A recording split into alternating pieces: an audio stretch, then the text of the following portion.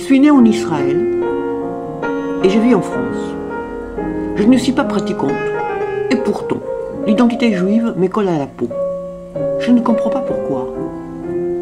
Alors, je pars avec ma caméra à la rencontre des juifs et non-juifs. Je leur demande de me répondre en 1 minute à cette question qui m'obsède. C'est quoi être un juif?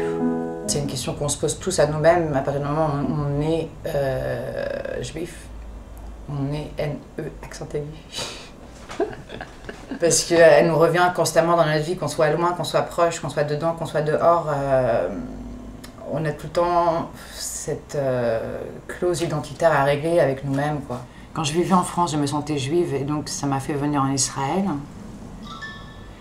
Et quand j'ai vécu en Israël, j'ai plongé dans une société qui se définissait israélienne plus que juive. Et quelque part, c'est peut-être plus facile d'être juif parmi des non-juifs que de l'être entre juifs dans notre pays.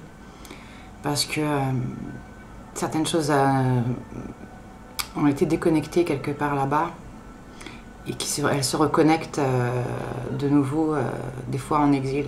C'est paradoxal. Et moi, je pense que les juifs existent parce qu'il y a des antisémites. Voilà, ça nous rappelle aussi, aussi cette question, elle nous est rappelée aussi par des gens qui se prétendent être notre ennemi, nos ennemis. On est tous des hommes face au ciel, quoi. Il y a toujours la même tension qui se crée en chacun de nous. Et c'est comme si, en fait, le monde est une symphonie énorme et chacun a sa propre prière et chacun a sa propre spiritualité et qu'en l'exerçant à sa manière, on accepte de jouer chacun un instrument qui ensemble font une symphonie, tu vois. Et si j'accepte mon identité juive parce que je suis de mon destin de l'être, eh ben, en fait, j'accepte de jouer mon instrument. Et chacun devrait accepter de jouer son propre instrument. Je ne sais pas si j'ai réussi à répondre à la question. Merci Anna. Merci Esti.